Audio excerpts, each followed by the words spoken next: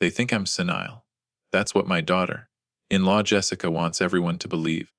But I'm sitting here in this nursing home room, watching her load my antique furniture into a moving truck, and I'm not confused at all. I'm counting. That's my Chesterfield sofa, the one Margaret and I bought in 1985. The mahogany desk where I built a 2 million company, my life piece by piece, disappearing into that truck. The nurse knocked 20 minutes ago with her cheerful, patronizing voice. "Mr. Harrison, how are we feeling today? Do you know what day it is?" I looked up with vacant eyes, the expression I've practiced for 3 weeks. "Tuesday." I mumbled. "It's Saturday. I know exactly what day it is. I know that's my furniture being stolen. I know I'm in this wheelchair I don't need because they insist it's safer." "That's okay, dear," she said, patting my shoulder like I was a dog. "Let's get you some breakfast." She wheeled me to the common room, where genuinely confused residents stare at television. I played my part, stared at nothing, let oatmeal dribble, asked what year it was. But my mind was working the whole time. Day 23 of this performance. 3 weeks documenting everything in the notebook, hidden in my wheelchair cushion. Yesterday I tried withdrawing $500 from the ATM. The screen flashed red, transaction cannot be completed. My account had over 300,000 last month. The security guard called the nurses. Mr. Harrison wandered out again. They made a note, patient attempted to access funds. Displayed agitation.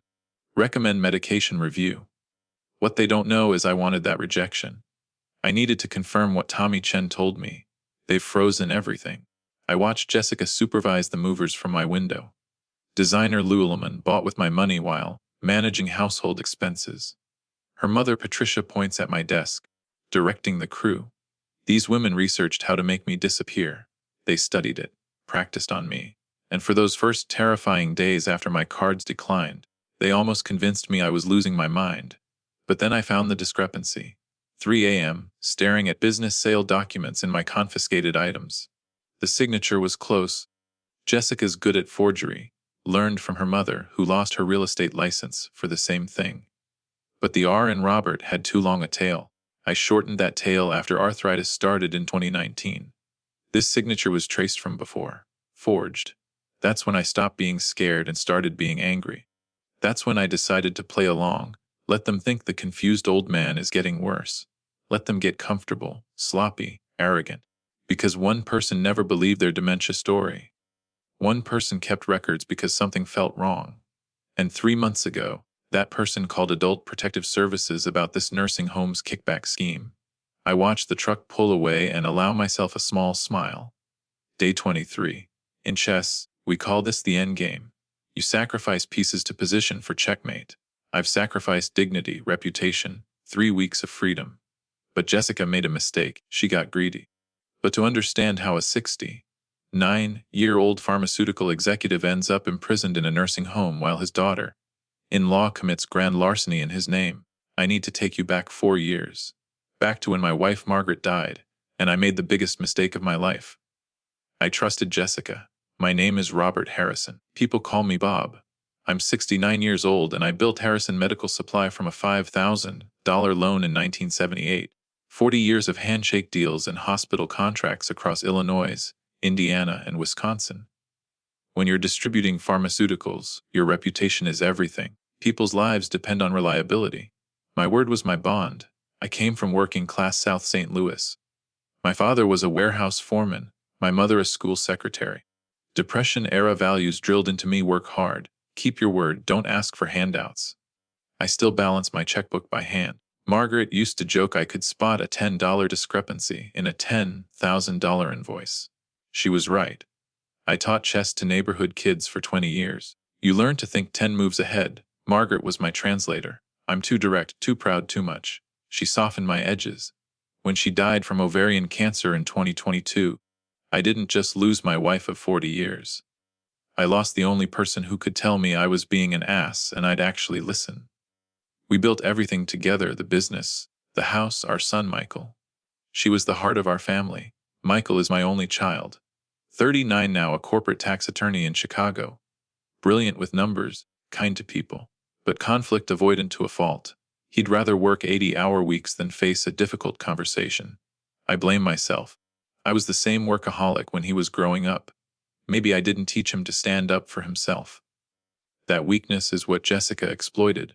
I met Jessica at Michael's firm holiday party in 2016. She was a paralegal there, beautiful, charming, attentive. Everything a father could want for his son, except my instincts screamed gold digger. Too polished. Too interested in the business, properties, Margaret's family money. I made a joke about her being out of Michael's league. Margaret elbowed me. But Jessica heard it. She smiled, laughed it off. She never forgot. Neither did I. They married in 2017. First 2 years were cordial, surface level pleasant. Sunday dinners, birthday calls, family obligations. Jessica resented Margaret's grandmother energy with Danny, our grandson. Margaret would correct her parenting. I could see Jessica's jaw tighten. The tight smiles. I should have paid attention. Then Margaret got sick. Stage 3 ovarian cancer. 2 years of treatments, hospital stays, false hopes. Jessica's mother, Patricia, showed up. Here to help with caregiving, she said. Twice divorced, lost her real estate license in 2008 for forging signatures. But I was exhausted, grieving. I let her in. Gave Jessica temporary power of attorney to handle household bills while I focused on Margaret. Biggest mistake of my life. Margaret died in March 2022. A few weeks before. She made me promise something. Robert, promise me you'll go easy on Jessica. She's trying. I was irritated. She's trying my patience, I said. Margaret grabbed my hand. Weak from chemo. You're stubborn. Don't let pride destroy Michael's family. I promised her. I meant it. I broke that promise. But Margaret, if you could see what Jessica did, maybe you'd understand. After the funeral, Michael begged me not to sell the St. Louis house. Come live with us, Dad. We're family. Jessica and I want you close. I was lonely. The house felt like a mausoleum, so I sold it. Packed up 40 years and moved to the Chicago suburbs, into Michael's guest bedroom. I thought I was moving closer to family. I was walking into a trap. It started small. Items going missing, reading glasses, Margaret's jewelry, the spare checkbook. Dade, you're just forgetting where you put things, Jessica would say. She started managing household expenses. Let me handle this. Patricia was suddenly always there, asking about estate planning. Michael worked later and later. I thought he was avoiding grief. Now I know he was avoiding watching what his wife was doing. September 2024, I went for my cardiology checkup at Northwestern Memorial. The receptionist ran my card. Declined. I tried another. Declined. Third card, same. She gave me this pitying look. Sir, all 3 cards declined. Do you have another form of payment? I stood there, genuinely confused. That's impossible. There's over $300,000 in that account. She looked uncomfortable. Maybe call your bank. I stepped outside and called Tommy Chen, my business partner who'd bought my shares when I semi-retired. Tom, can you check my account at First National? Something's wrong. Long, uncomfortable silence. Then, Bob, you asked me to buy your shares last month. We signed papers at Frank Morrison's office. Don't you remember? I don't remember signing anything, Tommy. I swear to God, I never asked you to buy me out. My hands were shaking. The hospital parking lot was spinning. Tommy's voice through the phone speaker was careful, gentle, the way you talk to someone who's broken. Bob, the sale was your idea. You said managing the business was too much. You wanted to simplify things before. Well, before things got worse. Worse. What the hell was he talking about? Your memory issues. Tommy continued. Jessica told me about the diagnosis. She said Dr. Wise confirmed early-stage dementia. Bob, I'm so sorry. I thought you knew. Diagnosis? What diagnosis?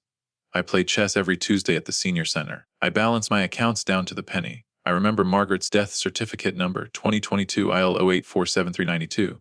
I remember Tommy's birthday last month. Took him to lunch at Jean and Jorgetti. We talked about the Bulls season. If I can remember all that, how can I have dementia? Tommy, I don't have dementia. I've never been diagnosed with anything. Who told you this? The silence on the other end was answer enough. Jessica, he said finally. She's been calling me for months, very concerned about you. Said you were having episodes, getting confused, that Dr. Wise was monitoring the situation. The antiseptic hospital smell was making me nauseous. The card machine's rejection beep kept echoing in my head. I could feel strangers staring at the old man having some kind of breakdown in the parking lot. Tommy, I need to see those papers. The sale documents. Everything. He hesitated. Bob, maybe you should see Dr. Wise first. Get checked out. I'm really worried about you. Man. I hung up. My best friend of 30 years thought I was losing my mind. I drove home in a fog. Michael's house, not my house, I had to keep reminding myself. The guest bedroom where I'd been living for 2 years. When I got there, Jessica's car was in the driveway. I went straight to my room, locked the door, opened my laptop, started going through emails, bank statements, anything I could find. And there they were. Emails I didn't remember sending. Property deed transfers with my signature. Business sale documents dated last month, all bearing my name. Jessica knocked on my door around 6. I heard her cheerful voice through the wood. Dad? I brought you dinner. You missed lunch. I opened the door. She stood there with a tray, chicken soup, crackers, a glass of water. Playing the devoted caregiver, the concerned daughter-in-law. Jessica, I need to ask you something. I tried to keep my voice steady. Did I sign papers selling the business to Tommy last month? Her face arranged itself into perfect concern. Practiced. Yes, Dad. We were all there. Don't you remember? We went to Frank Morrison's office. Michael held the pen steady for you because your hand was shaking. My hand wasn't shaking. My hand has never shaken. I have mild arthritis, not Parkinson's. I don't remember any of this. She set the tray down on my desk, sat on the edge of my bed. Patient. Sympathetic. Dad, that's why we went to Dr. Wise. You've been having episodes. Forgetting things. Leonard confirmed you've been experiencing some cognitive decline. It's nothing to be ashamed of. Lots of people your age. I cut her off. What episodes? What things have I forgotten? She rattled them off like she'd been keeping a list. Probably had been. Last month you left the stove on. Twice. You forgot Danny's name at his school play, called him David. You got lost driving to church. Michael had to come pick you up. I don't cook. I never use the stove. Danny's name is burned into my brain. He's my only grandchild. And I don't go to church. Haven't since Margaret's funeral. Jessica, I don't cook. You know that. And I haven't been to church in 2 years. She looked at me with pity. Real or fake, I couldn't tell anymore. Dad, you're doing it again. You're forgetting. This is why we needed to make these changes. To protect you. To protect the family. Where's Michael? I need to talk to Michael. Her smile tightened just slightly. Working late. He's been so stressed about your condition. Try not to worry him more tonight, okay? Just rest. Eat your soup. She stood up, touched my shoulder, left the room. I stared at that soup for 20 minutes. Didn't trust it. Didn't trust anything anymore. I stayed up until 3 in the morning. Door locked. Laptop open. Going through every document I could find. Bank transfers I didn't authorize. Small amounts at first, 5,000 here, 8,000 there. Going back 2 years. 2 accounts in Jessica's name. Patricia's name. Started during Margaret's cancer treatment. They'd been stealing from me while my wife was dying, using caregiving expenses as cover. Jesus Christ. Then I found it, the business sale document. I zoomed in on the signature line. The R in Robert had too long a tail. I'd shortened that tail back in 2019 after arthritis made the old flourish painful to write. Every contract I'd signed in the last 5 years had the shorter tail. This signature was old, traced from a previous document, forged. I wasn't crazy. Someone was making me low crazy. And I was sitting in their house eating their food, trusting them with my life. The fear that had been building since the hospital parking lot crystallized into something else. Something cold and calculating. If they wanted to play games with my mind, fine. But I grew up playing chess. And in chess, sometimes you have to sacrifice pieces to win the game. The next morning I called Dr. Leonard Wise's office. Made an appointment without telling Jessica. When his receptionist asked if I needed transportation, I said no. I could still drive just fine, despite what my daughter-in-law was telling people. I showed up at his office a week later, walked in under my own power, sat down across from the man who'd been my family physician for 15 years. Leonard, do I have dementia? I asked him directly. Leonard looked uncomfortable, pulled up my chart on his computer. Well, Bob, based on family reports and observed symptoms. Pages of notes scrolled past. Jessica's emails. 14 of them over 6 months. Very detailed. Dates, times, specific incidents. Phone logs showing her calling his office to report my confusion. I documented everything based on caregiver observations. It's standard practice for elderly patients when family reports concerning behaviors. I leaned forward. Did you ever test me yourself, Leonard?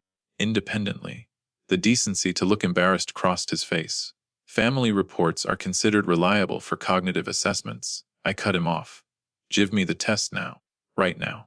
The mini mental exam, whatever you use. He hesitated, then pulled out the standard screening.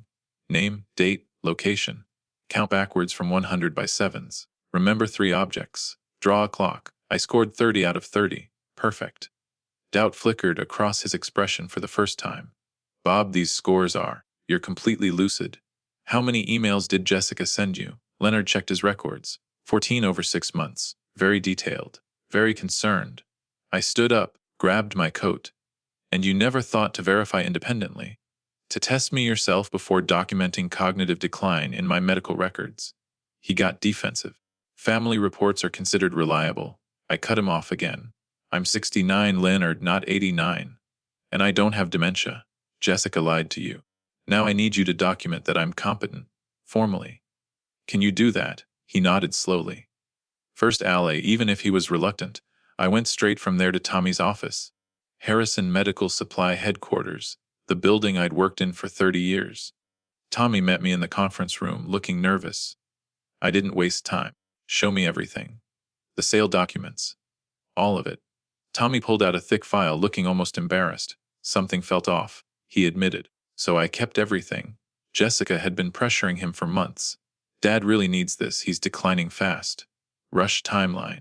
Michael's signature as witness, but no verbal confirmation from Michael himself.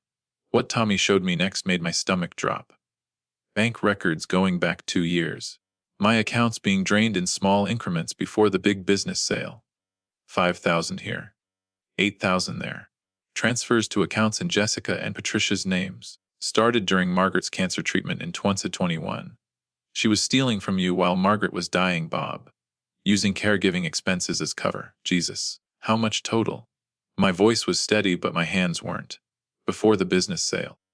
About $340,000 over 2 years. $340,000.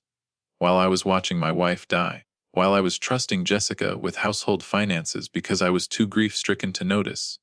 And nobody caught this. Not you. Not the bank. Tommy looked sick. You gave her power of attorney for household bills during Margaret's treatment. She never gave it back. You were grieving. We all thought you just weren't paying attention. I sat there absorbing it. The magnitude of the betrayal. The timeline. The calculation behind every sympathetic smile. Every concerned phone call to my doctor. Every dad, let me handle this. 2 years. Maybe longer. All while Margaret was dying and I was desperate for any help I could get. 2 weeks later, Michael and Jessica staged what they called an intervention. Sat me down in the living room. Michael was crying. Actually crying. Dade, we love you, but you need more care than we can provide at home. Jessica had brochures. Meadowbrook Senior Living. A wonderful facility, just for a few weeks. Get you stabilized. Get your medications adjusted. I started to protest. She pulled out papers. Doctor's orders. Leonard's old notes from before my re-evaluation. Legal power of attorney documents. You can refuse, Dad, Michael said, wiping his eyes. But please, for me. I'm scared you'll hurt yourself, my son, really looking at him. He believed this. He genuinely thought I was declining. Jessica had convinced him so completely that he was willing to put his own father in a nursing home. I could fight, scream, refuse, and they'd use it as proof of my aggression and delusion. Or I could play along, get inside their system, document everything, build my case from within. Okay, Michael, I said quietly, if you think it's best. Jessica's face showed surprise for just a second. She'd expected a fight. I gave her a confused, defeated smile instead. Let them think they'd won. Let them get comfortable. 3 weeks into my stay at Meadowbrook, a social worker named Amanda called me into her office. Young woman, kind eyes, efficient manner. She closed the door, locked it, then sat down across from me. Mr. Harrison, I need to tell you something. I'm not just a social worker. I'm an investigator with Adult Protective Services. She showed me her badge. Real. Official. Your friend Tommy filed an anonymous tip 3 months ago. We've been investigating Meadowbrook's kickback scheme. Families paying to jump the admission waiting list. Your daughter-in-law paid $15,000 to get you admitted here ahead of others. I sat very still. You've known all along. She nodded. We suspected. I've been documenting everything. You're not the only victim, Mr. Harrison. But you might be the key to taking down the whole operation. She opened a folder. Evidence I didn't know existed. Other families. Other victims. A pattern. What do you need from me? I asked. Amanda smiled. Testify, cooperate. And whatever you're planning for Jessica, make it legal. Week 8. They smuggled me out of Meadowbrook for what the staff thought was a medical appointment. Instead, Tommy drove me to Frank Morrison's office. My attorney for 25 years. We gathered in his conference room, me, Frank, Tommy, Amanda from Adult Protective Services. A war council. Frank laid out the strategy on his whiteboard like a military operation. 4-pronged attack. Legal. Get you declared competent through an independent medical panel. Invalidate the power of attorney in all fraudulent documents. Criminal elder abuse charges, forgery, fraud. Amanda's APS evidence makes this solid. Civil sue for full asset return plus damages. And here's the interesting part, professional destruction. Frank pulled up Jessica's website on his laptop. Golden Years Consulting LLC. My mouth went dry. She'd used my name, my reputation, my 40 years of pharmaceutical industry connections to launch an elder care consulting business.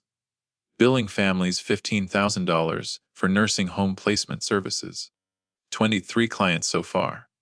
She's been named, dropping Harrison Medical Supply in her marketing materials. Frank said, using your credibility without permission. That's fraud on top of fraud. Tommy leaned forward. I can send letters to every hospital and insurance company in our network. 47 institutions. Severing any connection between Harrison Medical Supply and Jessica's business. Cut her off at the knees professionally. Amanda added, I'll contact her 23 clients. Offer to review their placements for potential fraud. Once they know she paid kickbacks to get her own father-in-law admitted, they'll run. Frank turned to me, his expression serious. Bob, if we go nuclear like this, there's no coming back. Michael will have to choose between you and Jessica. Your relationship with your son might not survive this. I thought about Michael. My only child. The baby Margaret and I brought home from the hospital 39 years ago. What relationship? I said finally. He put me here, Frank. He watched her do this and chose to believe I was senile, rather than believe his wife was a thief. Tommy tried one more time. He's your son, Bob. I met his eyes. And she's a criminal who tried to erase my mind. Sometimes you don't get to keep everyone. Amanda's phone buzzed. She glanced at the screen, then at us. There's something else. We subpoenaed Jessica's laptop for the Meadowbrook kickback investigation. Found her browser history. She turned her phone around. Search queries. How to induce dementia symptoms. Medications that cause confusion. Symptoms of dementia versus drug side effects. The room went silent. Frank spoke first. That changes this from financial fraud to assault. If she was researching how to make you appear senile. He didn't finish. Didn't need to. Jesus Christ. I said quietly. That night, alone in my Meadowbrook room, I wrote in the journal I'd been keeping. Writing to Margaret like I always did when I needed to process something difficult. Margaret, am I doing the right thing? I could settle quietly. Get some money back. Let Jessica disappear. Michael stays married. Danny has 2 parents, but she'd do this again. To someone else's father. Someone else's family. And Michael would never learn that actions have consequences. I crossed out the question. Wrote something else. I have to finish this. Even if Michael hates me, even if I end up alone. Because this isn't about me anymore. It's about every other old man whose family thinks they can gaslight and steal. Someone has to stand up. I circled 3 words at the bottom of the page. No mercy. No deals. Week 18. Monday morning, 9 a.m. Frank Morrison filed the lawsuit and criminal complaint simultaneously. Public record. Within an hour, the media had it. By 11, Amanda's Adult Protective Services report went public, naming both Meadowbrook and Jessica's $15,000 kickback payment. At 1 p.m., Tommy sent his letter to 47 hospitals and insurance companies across 3 states. A Harrison Medical Supply has no affiliation with Golden Years Consulting LLC and questions the credentials and practices of its operator. 3 p.m., Dr. Wise filed his medical board complaint about Jessica's unauthorized access to Margaret's medical charts. And Tuesday morning at 10, I sat in front of a court-appointed psychiatrist who put me through every cognitive test in the book. I scored perfectly on all of them. The judge's ruling came down at noon. Robert Harrison is fully competent. Power of attorney documents are invalidated effective immediately. The local news picked it up by evening. Elderly businessman vindicated after alleged nursing home scheme. My photo next to Jessica's. Hers labeled, alleged elder abuser. I watched it on the common room television at Meadowbrook, while the other residents stared blankly at game shows. None of them understood what they were seeing. I did. Jessica's phone started ringing that afternoon and didn't stop. I know because Amanda told me later. Angry clients demanding their $15,000 back. Her website crashed from negative reviews flooding in. The church friends who'd praised her devotion stopped returning calls.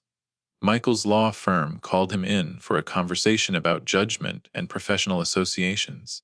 Golden Years Consulting imploded in 48 hours. Week 19 brought a complication. Patricia disappeared.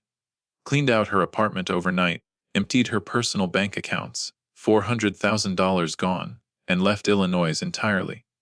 The DA issued a warrant, but she was in the wind. Jessica's lawyer called Frank with an offer. Jessica would testify against her mother, paint Patricia as the mastermind, in exchange for reduced charges. My client was manipulated by her mother, who has a history of this behavior. I told Frank no, she's trying to escape. Again. Blaming someone else for her choices. No deals. I want full prosecution. Frank warned me we might never recover that $400,000. I didn't care. This wasn't about the money anymore. Week 20. Patricia surfaced. Arizona State Police arrested her at a motel outside Phoenix. Facing 15+ years, she made her own deal. And she brought evidence I didn't know existed. The DA called us into his office. Showed us Patricia's testimony on video. Her dead eyes, her flat voice. Jessica researched how to make him seem senile. I told her it was too far. But she wanted him to actually appear confused. Not just claim it.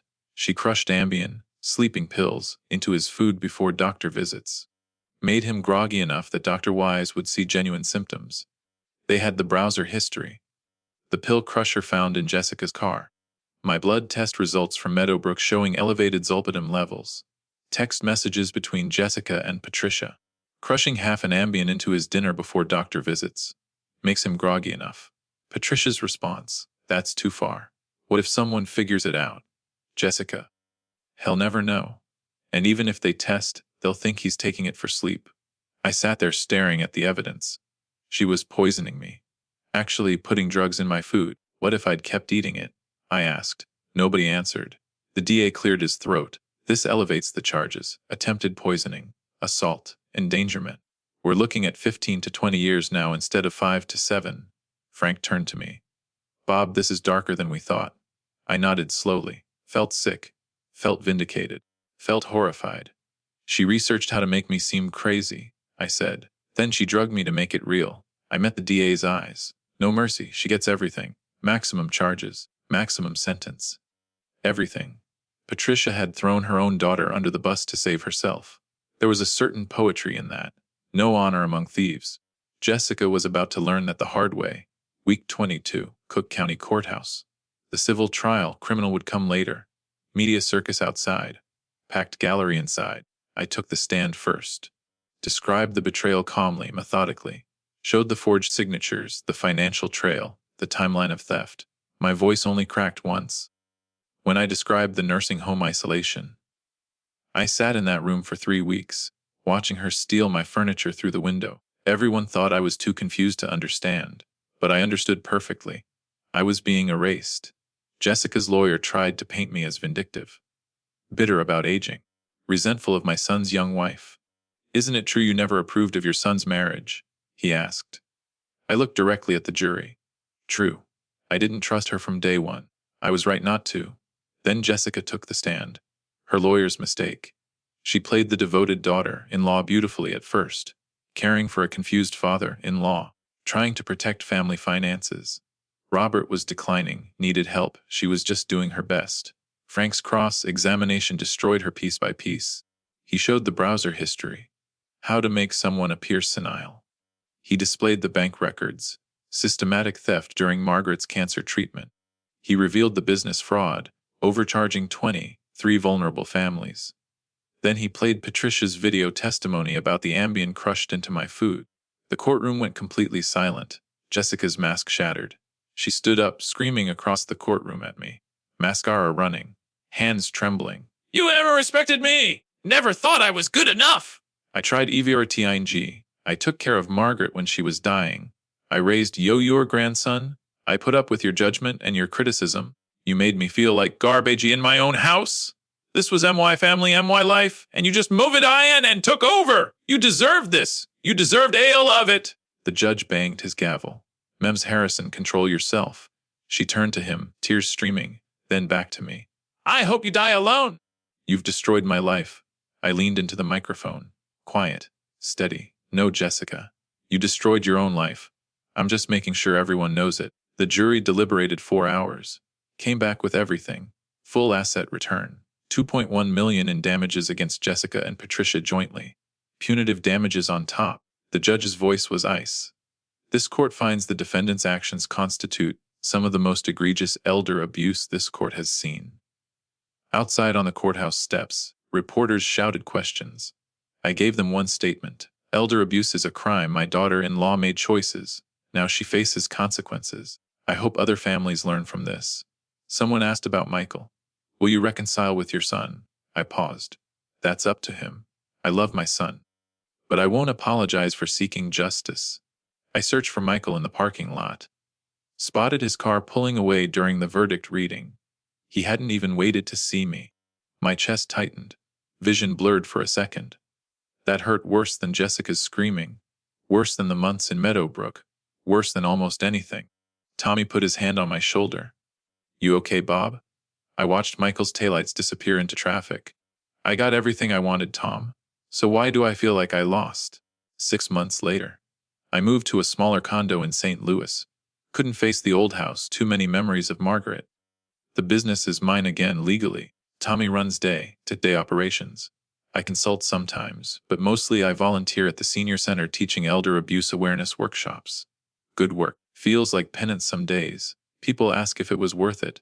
I got my company back. I got the money, most of it anyway. I proved I wasn't senile. Jessica's serving 6 years in federal prison. Patricia got 11 with her prior record. The legal system worked exactly like it's supposed to. But Michael and I barely speak. Stiff emails about Danny's school events. Financial matters. Nothing personal. I requested visitation with my grandson. Michael ignores the requests.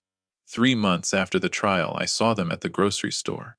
I was in Produce. They were across by the dairy section. Our eyes met. Danny looked up at his father. Who's that man? Michael's answer gutted me. Just someone I used to know. I walked away before Danny could see me cry. My life now. Tommy's still loyal. Calls every week. Dr. Wise sends apologetic emails I don't always answer. Amanda and I have coffee once a month. Compare notes on elder abuse cases she's working. Frank Morrison's still my lawyer, becoming more of a friend. The chess students at the senior center know me. But Sunday dinners are takeout eaten alone. Holidays are quiet. The family photos stop at Margaret's funeral. Was it worth it? Margaret would say no. She'd say family forgives, family heals, family endures. She'd be disappointed in my pride, in my refusal to let it go. But Margaret's not here. And when someone tries to erase you, when they drug your food and forge your signature, and convince your own son you're losing your mind, you fight back. Even if fighting costs you everything. I'm harder now, more cautious. Trust comes slower. But I also know I can survive alone if I have to. I set up a trust fund for Danny. $500,000 he'll get when he turns 18, with a letter explaining everything.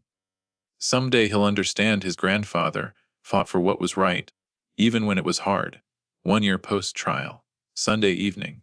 I'm sitting in my study looking at an old photo, Margaret, young Michael, all of us smiling at Danny's first birthday. My phone buzzes. Text from Michael. First personal message in 12 months. Dad, I'm sorry I see it now. Can we try again? Danny asks about you. Sunday dinner, 5 p.m. I'll cook. I stare at the screen for a long time. Type a response. Delete it. Type again. Delete again. I would like that very much. Hit send. 3 dots appear immediately.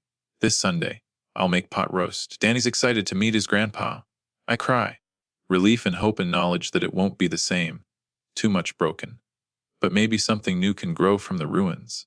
Maybe. If this story touched you or made you think about family, betrayal, or the cost of justice, I'd really appreciate a like and subscribe to Familix's Revenge. It helps me continue sharing these real experiences. Thanks for listening.